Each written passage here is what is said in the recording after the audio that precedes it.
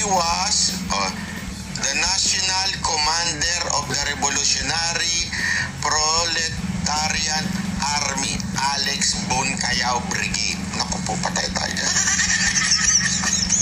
Ano po yun? An armed communist revolutionary group. Siya po ay commander ng army ng Revolutionary Proletarian Army na Alex Buncayao Brigade. Ayan po siya. Ayan, nalinaw po niyan. Tapos dito, prior to his political career, Paduano was a member of the Revolutionary Proletarian Army. The military wing, ibig sabihin ng military wing, siyempre, bibit-bit yan. Revolutionary Workers Party, a communist party, ito matindi dito. That split from Communist Party of the Philippines. Wow! Meron na ang mga Communist Party of the Philippines, humiwalay pa siya.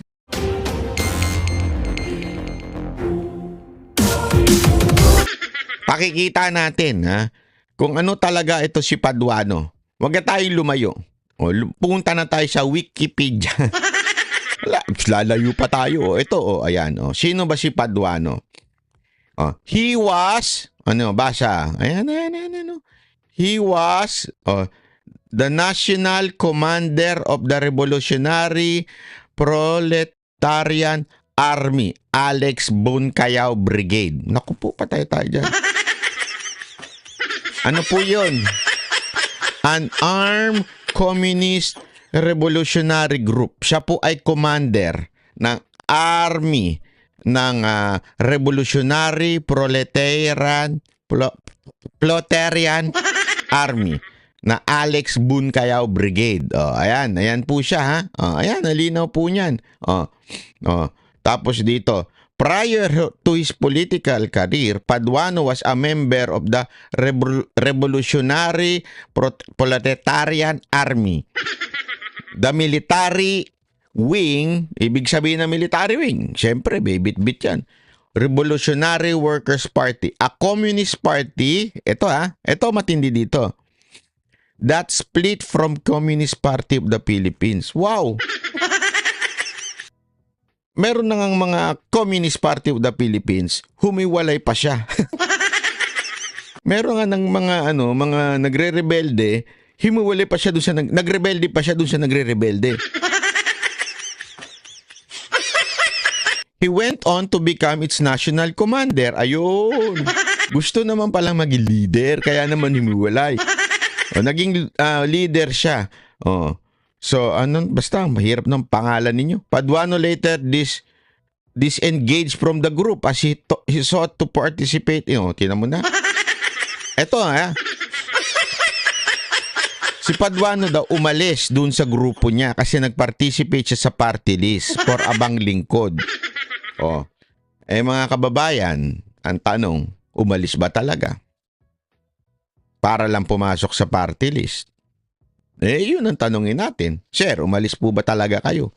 Kasi yung ugali ninyo parang hindi umalis. Yung ugali lang naman. Tingnan natin. Para mas makakilala pa natin. Ano ba itong revolutionary Proletarian Army? Itong RPA, tawagin na nating RPA, was the military wing of, Revolutionary Workers Party. Ito, ayan. The Revolutionary the RPA, sa baba, ayan, sa activities, Alex Buncayao Brigade, RPA, ABB, engaged in peace negotiation broke by Eduardo Coangco Jr. with the government of Estrada. So, nakipagbati daw sila. Yon, alam na natin. So, galit-galitan sila. Ito sabi dito, the Metro Manila-based Alex Buncayao Brigade which also broke army from the New People's Army. So, sabihin humiwalay din. Yung una-una, humiwalay siya doon sa Communist Party of the Philippines. Ito namang Alex Bungkayaw Brigade, umalis naman sa NPA. So sa madaling salita, yung mga rebelding grupo ay inaalisan nila din para din nagrebelde din sila doon sa mismong mga rebelding grupo. Kaya na iba sila. Okay? Tapos eventually, bumalimbing din. Bakit? Nakipagkasundo kay Eduardo Coangco and kay Joseph Estrada. Ayan. So, sabi nga dito, bumaligtad and ito, ayan, nakasulat po dyan. In 27, an apparent split occurred between two factors. Nag-split na naman.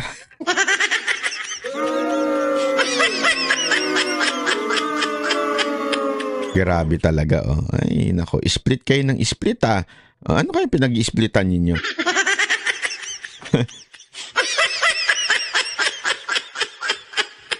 Diba? So, ito pa. Ito matindi. Ito, babasahin ko sa inyo. As of 2016, the peace deal signed by RPA-ABB with Estrada administration remains to be fully implemented. Nilo de la Cruz and a group of former RPA-ABB members calling themselves Democratic Front for Philippinism issued a statement supporting Roa Duterte. Rodrigo Roa Duterte on war on drugs. Diba? And his revolution against the oligarch and exploitation.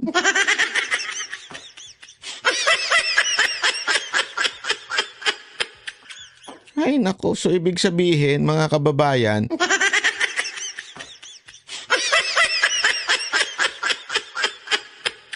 ang gulo-gulo, sumusuporta naman pala yung grupo niya dati.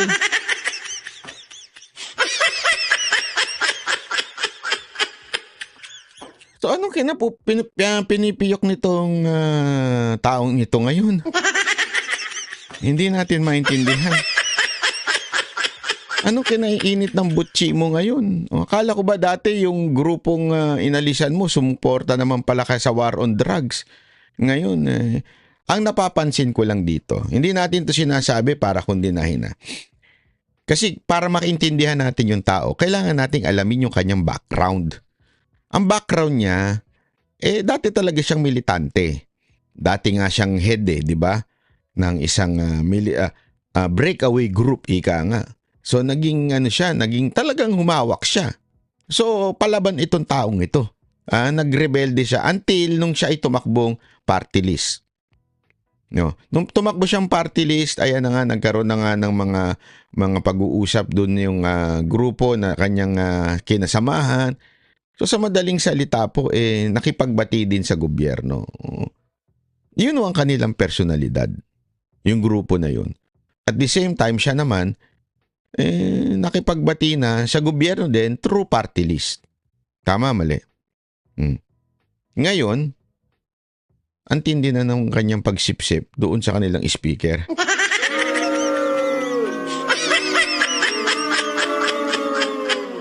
Bilang party list na representante, kaya nga ho siya ang parang, sabi nga nila, tinatawag na attack dog dito sa Kamara. Nakikita nyo na kung bakit ganyan ang pag-uugali niya at lagi siyang galit. Alam nyo na, di ba? Alam na po natin kung bakit siya laging galit. Personalidad niya na simulat-simulat sa pool ng kanyang pag-join sa mga activism, galit siya lagi. Lagi siyang umaalis dun sa grupo niya. Hindi, ito kinikwento lang naman natin. Ganun ang kanyang personality. So alam nyo na po kung bakit ganyan siya. Ngayon, expect nyo na lagi siyang galit sa mga resource person. Di ba? Para hindi na tayo nagugulat na bukas may sisigawan na naman siya. Kasi nung isang araw, sinisigawan niya yung sa PDEA. May susunod. Alam mo na, sisigawan na naman niya. So alam nyo na kung bakit galit yan. Okay? So yun lamang po mga kababayan. Kaya nga ngayon, galit na galit siya kay Duterte. Pero hindi naman niya kayang ipatawag. Hindi naman niya kayang ipasumpina, di ba? O kung better yet, ipakontempt mo na. Akala ko ba matapang ka? Yun lang, sana ipakontempt mo na si Pangulong Duterte. Hindi naman sa gusto ko makontempt, pero para malaman mo yung galit ng mga Pilipino.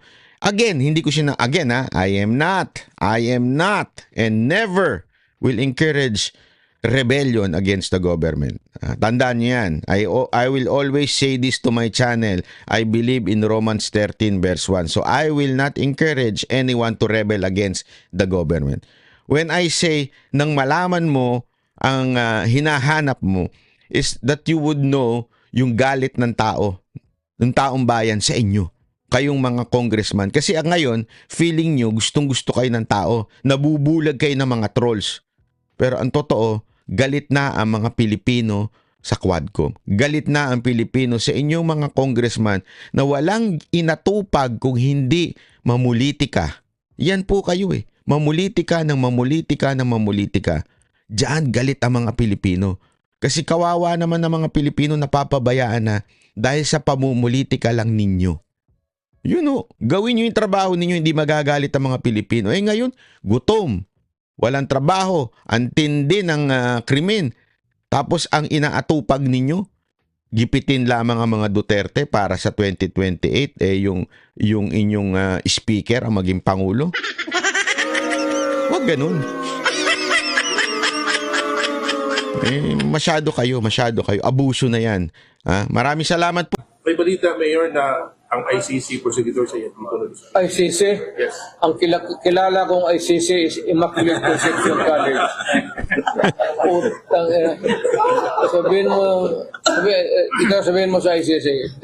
I'm addressing to the ICC. Ayan. Pumunta kayo dito at bibitayin ko dyan sa Akasya. Lo nila.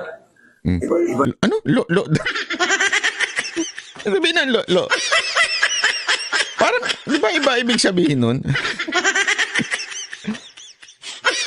Pero yun na nga sinasabi ni Pangulong Duterte, ICC, sus, paulit-ulit na yan si Trillanes lang naman may alam dyan Sa totoo lang, si Trillanes, alam mo si Trillanes kasi, ito ang pinakataong, hindi ko alam Ako, honestly, kailangan na sa tingin ko kailangan na magpatingin ni Trillanes. Hindi sa tingin ko, magpatingin na po siya kasi may mga nakikita na siya na parang wala na po sa realidad.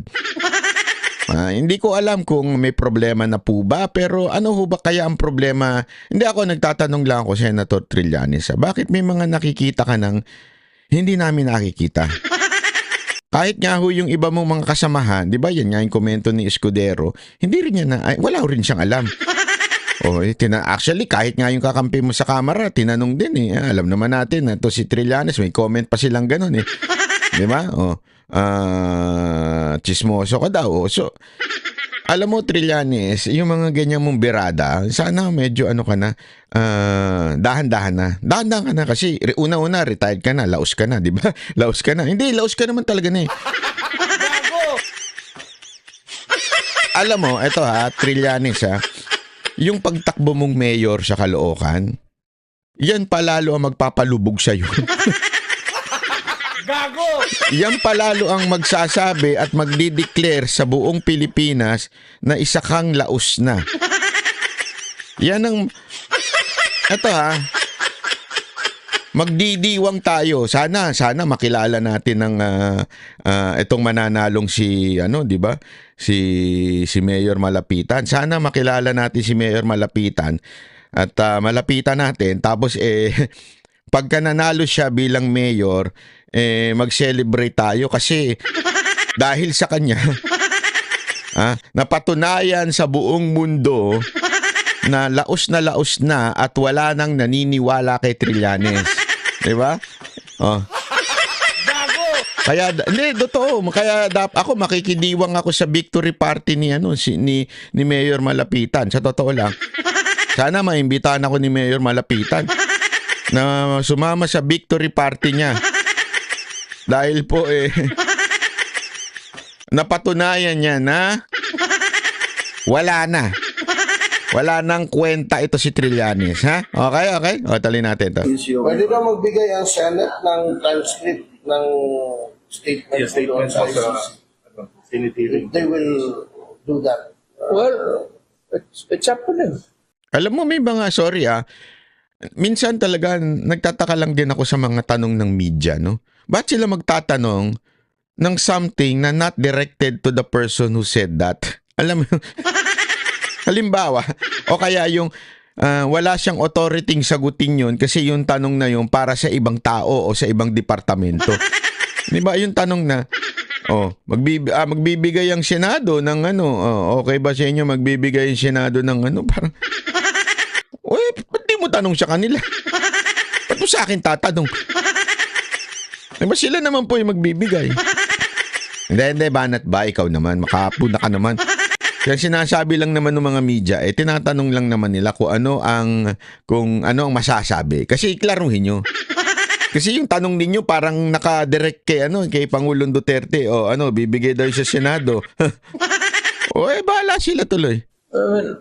Are you posing a question or are you informing me? They're informing you that they are Giving all the giving all the, transcript. they will give the transcript now to ICC. It's a possibility. Well, go ahead. Be my guest. Mr. President, Yes. if in case the Quadcom, Hindi na ako presidente. Rudy Duterte. Mayor Rodrigo Duterte, if in case the Quadcom will invite you, bigyan ka nila ng pamasahe, are you still willing to be there to attend the Quadcom? Hindi ka takot? May maganda bang member dyan sa Quadcom yan? Ano mga bagsakan? May maganda ba dyan? Meron, pero gawa. Mukha ng mamasan. Banat ba makamamasan ka naman dyan?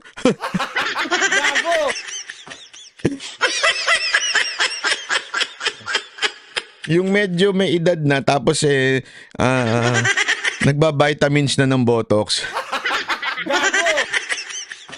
Hoy, wag niyong papangalanan kung sino yun, ha. Wag niyong i-comment diyan kung sino yung wala ho akong sinasabing particular na tao, ha.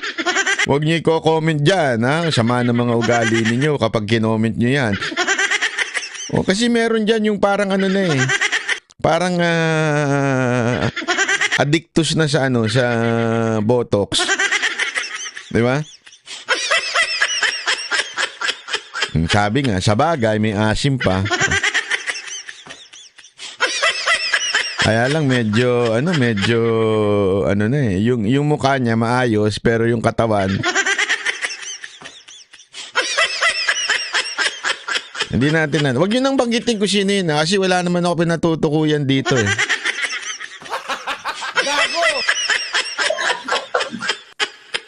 Mayor, alam mo ba na merong isang drug lord na tumaya sa Pilipinas, hindi mo napatay. Bumalik ngayon tapos nag-file naman ng certificate of candidacy, tatakbo naman ng mayor. Yan si Mabilog sa Iloilo. Nasa listahan mo yan na drug lord eh. Kaya sumibat sa Amerika. Tama. Ngayon nagbalik. Si Mabilog. Nag-file na naman certificate of candidacy, tatakbo ng mayor sa pati si Kerwin Espinosa. Mga drug lords na ngayon. Yes. Yung mga drug lords sa panahon mo. Sige, kasi may panahon man na walang drug lords. Ngayon, panahon ng drug lords. Totoo yun, panahon ngayon ng drug lord. Kita mo yung tirada no? May panahon naman yan eh. Ngayon, panahon nila ng mga drug lords.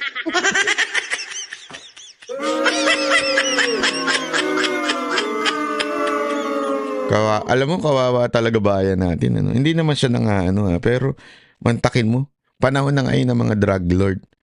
Yung mga drug lord tumatakbo pang sa public. Saan ka nakakita? Saan bansa meron yan? Drug lord tumatakbo sa public office. Di ba? Saan ka nakakita niyan? Hindi. Anong in-expect mo na mangyayari sa bayan mo? Kung ang mga drug lord nakakatakbo pa sa opisina, sa public office, 'di ba? Anong mo diyan? Anong mapapala mo? Pambihirang buhay 'to. Ganyan tayo sa Pilipinas eh. 'Di ba? Alam mo kaya ako sabi ko nga sa inyo, isang bagay na gustong-gusto ko kay Pastor Kibuloy. Sabi ko nga sa isa kong video. Alam mo, Kasi may mga nagtatanong sa akin, sabi sa akin, bakit mo ba kasi kinakampihan siyang Pastor Kibuloy? Iba tayo ng paniniwala dyan, iba ang paniniwala. Alam mo, hindi naman po natin gusto si Pastor Kibuloy maging senador para po siya maging pastor sa Senate. Hindi po binoboto yung pastor. Sa madaling salita ho, magkakaiba ho kami ng paniniwala. Iba ho, hanggang ngayon hindi ako membro ng KOJC, and I still believe on what my faith, yung sinasabi ng aking pananampalataya. At magkaiba ho yun kay Pastor Kibuloy at sa KOJC. Wala akong kinaugnayan ang relihiyon, paniniwala, theology ng aking pagsuporta kay Pastor Kibuloy. Sinusuportahan ko si Pastor Kibuloy, it's because of what he did. Past tense. Di ba? What he did and what he is planning to do. Isang bagay ang nakita kong nangyari sa KOJC. Sabi ko nga sa inyo, Japan in the Philippines na walang aircon. Yun lang ho ang pinagkaiba. Sa kalinisan, sa kagandahan, sa peaceful, KOJC ay parang Japan, hindi lang malamig. Siguro, maka someday, lagyan niya na yung buong aircon yung KOJC. Pero pag pumunta kayo sa Prayer Mountain, yun, malamig na. O, di ba? Pero ganun no ka-peaceful. Bakit to niya nagawa na ganun? At bakit ganun kalinis? Kasi nga ho sa tamang pamamalakad. At ang sabi nga niya kay Bongbong Marcos nung panahon na nangangampanya pa lang si Bongbong Marcos, ganito pag walang korap. Ganito kaganda. Kaya nga nung one time, before pa siya lumabas yung kanyang warrant, na-meet po natin siya. Alam mo, isa yan sa mga natanong ng isa sa mga vlogger. Sabi, paano kung sakasakaling maging presidente ka? Ano sa tingin mo ang magandang solusyon, mga unang hakbang? Alam mo sabi niya, bitayin ang mga korap in public para hindi tularan. Sabi ko, ito ang taong, alam mo, siyempre sa thinking ko nung that time na yun, ako, may patay tayo dyan. Si Duterte nga gusto lang bitayin. Eto, gustong bitayin in public. It might sound medyo far from possibility, 'di ba? Mukhang imposible. Pero at least we have that kind of thinking. Kasi etong bansa natin, ang bansang Pilipinas, it's no longer normal. The Philippines is a very, very abnormal in terms of crime, in terms of corruption. Sobrang abnormal na. Alam mo kung bakit abnormal na? Kasi yung abnormal nagiging normal. Ano ibig ko sabihin? Normal ba ang tumatakbo ang mga drug lords?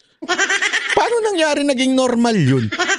So, ibig sabihin, tayo hindi umiimik, tayo mga Pilipino. Hindi na tayo nagagalit na may mga drug lord na tumatakbong pagka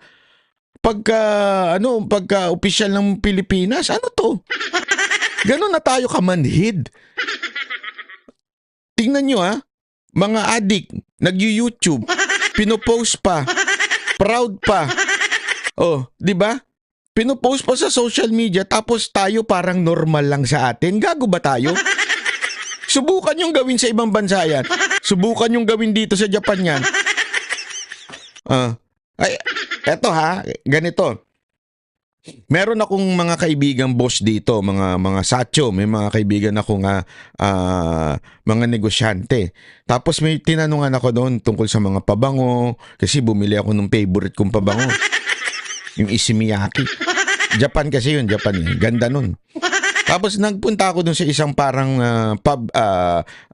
public market nila. May nakita ako doon Isimiyaki. Tapos medyo mura-mura ng konti, compare mo sa Donkey o doon sa iba pang mga mall. Tapos tinanong ko kung tunay ba to o ano, medyo na-offend siya. Kasi nga po, in-explain niya, hindi worth it magbenta dito ng peke. Kasi wala pang isang linggo, pag nagbenta ka ng peke, siguradong huli ka at ang laki ng fine at ang laki ng haba ng imprisonment. Ganun sa kanila. Kaya takot magbenta. Magbebenta ka ng peke tapos kikita ka dahil nga peke. Diba? Kasi pagka peke, mas malaki ang tubo mo, bebenta mo ng parang tunay. Talagang ang laki ng penalty. Tapos kulong ka pa. Sa atin, we consider that as normal. That's ganun tayo ka-abnormal na bansa. Normal sa atin ang bumili ng peke. Walang biro. Kaya nga dito, ang prinsipyo ko, ito walang biro to sa Japan, 'di ba? Maraming tao, maraming klase ng tao na gustong-gustong bumibili ng branded, 'di ba? Ako hindi ayoko. Alam mo kung bakit? Bibili ka ng branded dito, dalhin mo, susuot mo sa Pilipinas. Pag-uwi mo, puro peke. Hindi mo na alam kung sino branded, sino hindi. Sino yung totoo, sino yung original, o sino yung peke lang. 'Di ba? Yung mukha nga ng kongresista nagiging peke eh. Puro botox eh. You understand? Ganun na po tayo kalala. Hindi ko ikinikwento ho ito dahil lang inaangat ko ang Japan, binababa ko Pilipinas. Hindi. Kinikwento ko ito, ibig sabihin, ganun na po tayo kalala. Hindi na natin alam, hindi na tayo pumapalag, hindi na ho tayo nagkokomento sa maling nangyayari sa Pilipinas. Eh what do you expect? 'Di ba? Eh di, mantakin mo, addict, drug lord, tumatakbo pa. O 'di ba? Ganun na po tayo. Kaya nga, nung napakinggan ko si Pastor Kibuloy dun sa kanyang mga nais gawin, yes, it is far from possibility and it is a little bit radical. Ika nga, radical, patayin sa gitna ng publiko yung corrupt. Alam mo yun, yes, medyo parang mahihirapan pero we need that kind of thinking, yung radical mag-isip. Hindi ka, alam mo yun, hindi tayo pwede doon sa, okay lang yan, chill lang tayo, Brad. Chill. Wala, bloodless ang war on drugs natin. Chill lang tayo. Tapos magkakaroon ka ng chief of police na ang drugs? Hindi naman nila gusto mag-addict. Ginagamit lang nila yan, pantrabaho nila.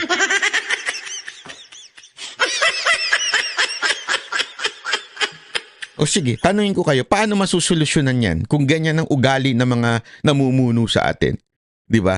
Kailangan natin ng radikal.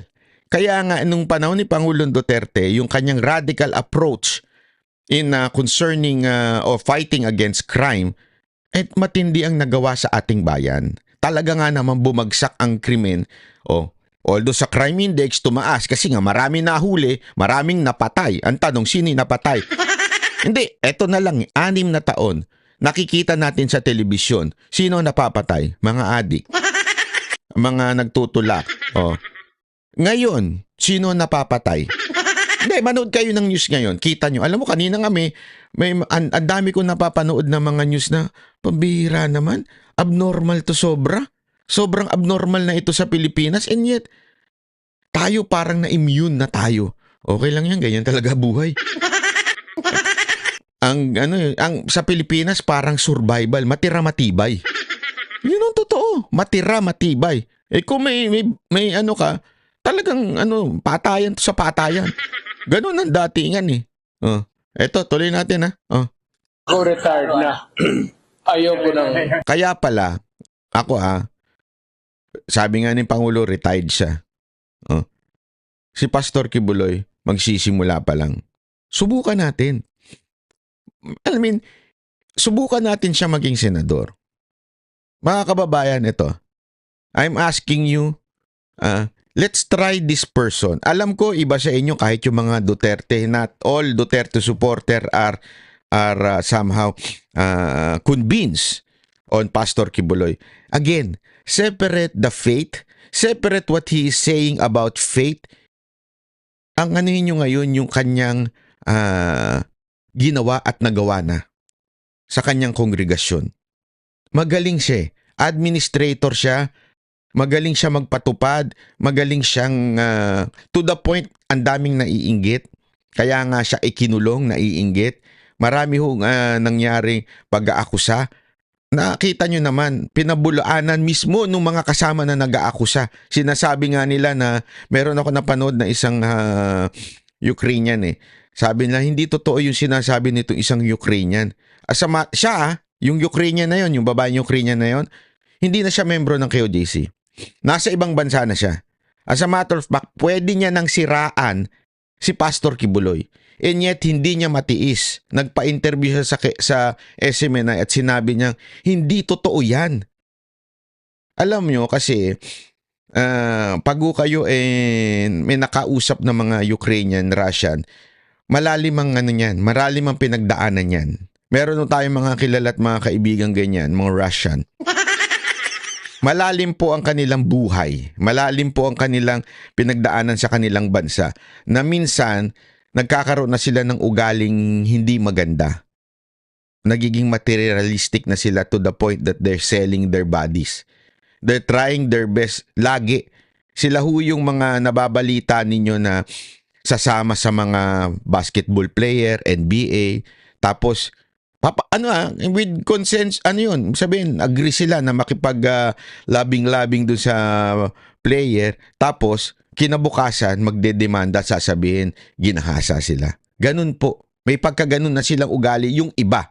Kasi nga materialistic sila eh. Gusto nila ng pera. So, etong Ukrainian na nagsasabi kay Pastor Kibuloy na sinasabing guilty siya, pumalag tuloy yung kasamahan niya. Sinabing hindi totoo yan, puro kabutihan ng ibinigay. Bakit ginaganyan si Pastor? Tandaan ninyo, may perang kapalit yan. May perang kapalit bawat witness. May perang kapalit pagka ikaw ay bumatikos sa taong pinakasumuporta kay Pangulong Duterte. Ayaw ko nang gumulaw. Hindi na ako magpreparado, magipag-away. Hindi naman ako takot. But ayaw ko na kasi tapos na ang panahon na binigay ng Diyos sa akin. I was given the responsibility of being mayor, of being a prosecutor, mayor, president. Hindi, I cannot be the guardian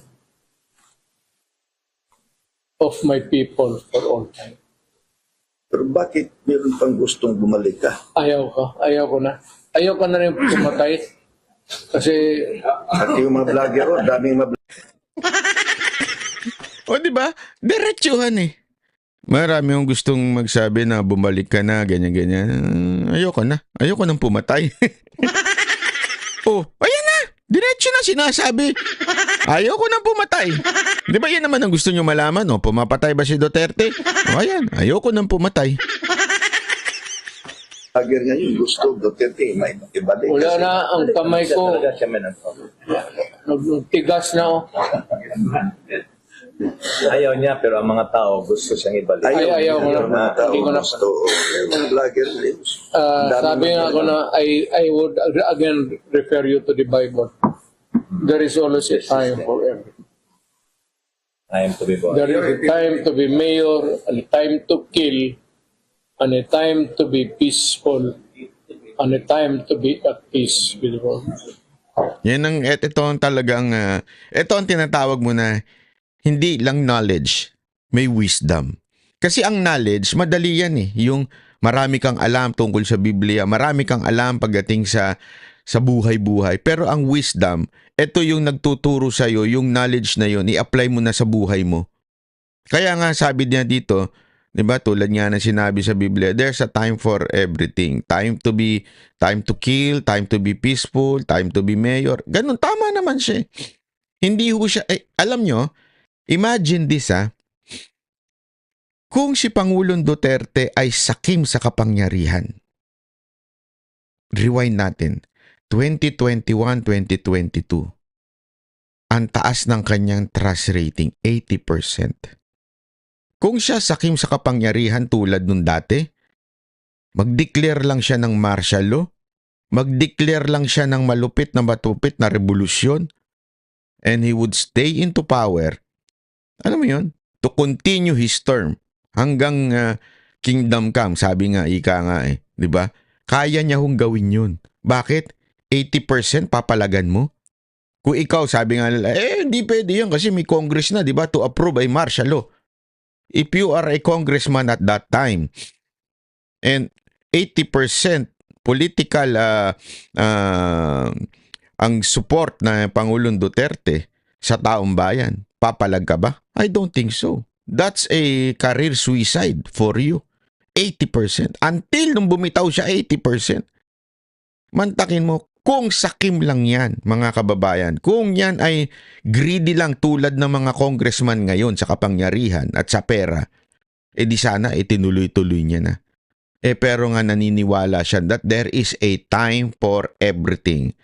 Time to kill and now is time to be peaceful and relax. Diba? Yan ang Pangulong Duterte. Huwag na nila akong gawin, just don't fuck with me. Kasi kung kalkalin pa ako nila sa ginagawa ko na trabaho ko, at putang ina, talagang babarilin kita, pero sabihin mo na, hindi ko na trabaho eh. Huwag mo lang akong takot-takutin niya, paing kita. Di isa lang tanong Mayor, bakit kinahamon mo na sila? Pailan ninyo ako ng kaso. Bakit hindi kayo pinadala ng kaso? Bakit gusto nila doon lang sa hearing? Sino ba ito nagtatanong? Tinatanong niya. Bakit kaya sila ganun, Mayor?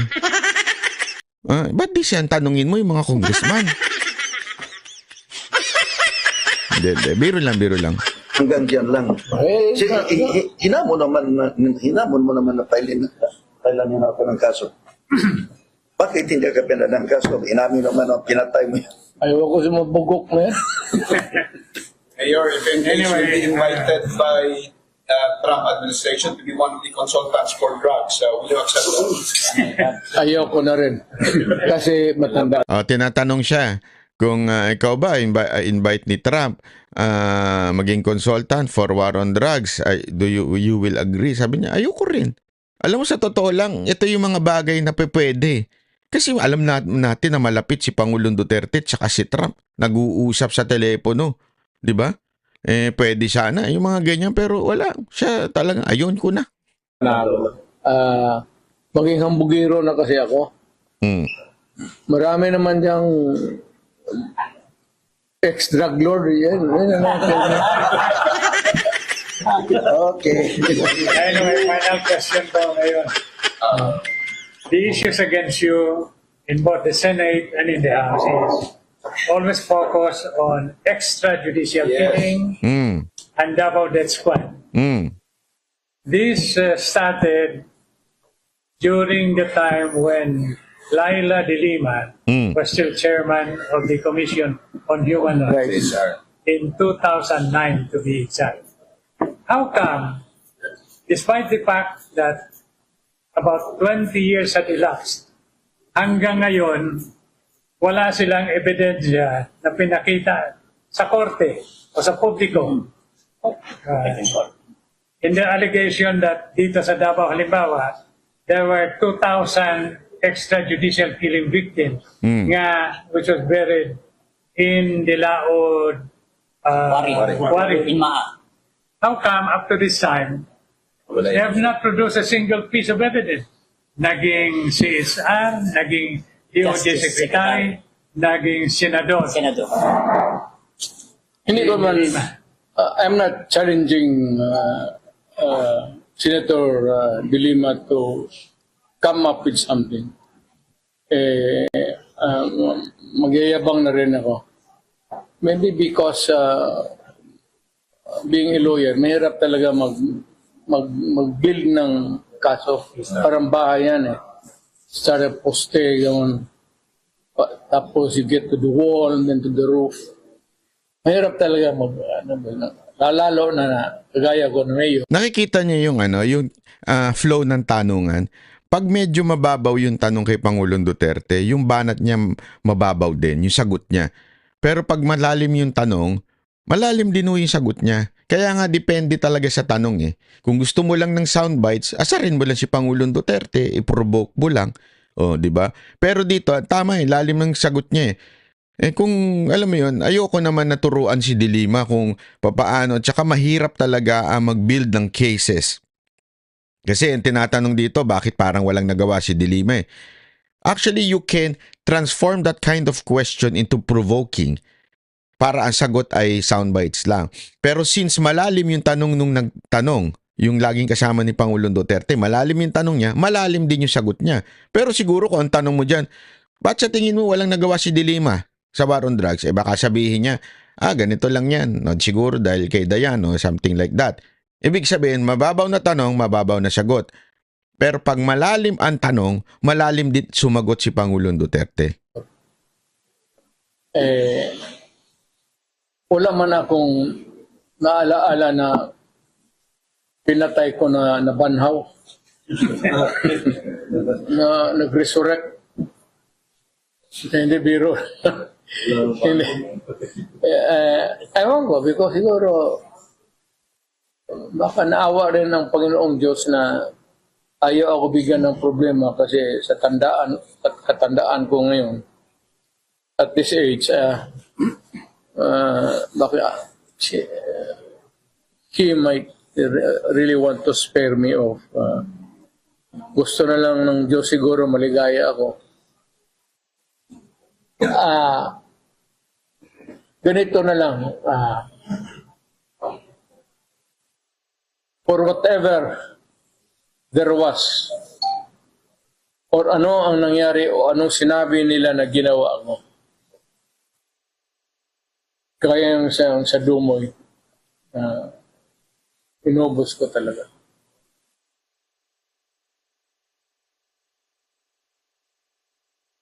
I did it because I had to do it for my country. Yun. Ayun lang yun. Simple. Di ba ho? I did it because it is for my country. So whatever. Kaya nga ready ho siyang humarap eh. Ready ho siyang humarap sa hustisya o sa justice system ng ating bayan. Kaya nga paulit-ulit niya sinasabi, bakit hanggang ngayon wala pang demanda? Yun lang naman sa kanya eh. Gusto nyo ng something. O ito, idemanda nyo na ako sa hustisya o sa justice system ng Pilipinas. Hindi ho sa kamara. Hindi ho judge yan eh. Mga idiot ho yan eh. Hindi, naniniwala ho ba kayo na mga idiot yung mga congressman natin? Alam mo, hindi sa maraming dahilan kung bakit ka idiot eh. Idiot ka kasi sumisip-sip ka sa leader ninyo. Idiot ka kasi talagang idiot ka. Ano ibig sabihin nun? Bobo yung pagtatanong mo eh. Wala sa hulog na yung mga tanong ninyo. Saan ka nakakita? Natatanungin mo yung resource person, tapos sasabihin mo, sumagot yung resource person at iba na ang sagot doon sa gusto mong marinig, bigla mo na lang iko-contempt. Sana hindi ka na lang nagtanong. Kung meron ka na palang konklusyon sa buhay mo, may konklusyon ka na sa mga pangyayari o dun sa tanong mo, ba't ka pa nagtanong?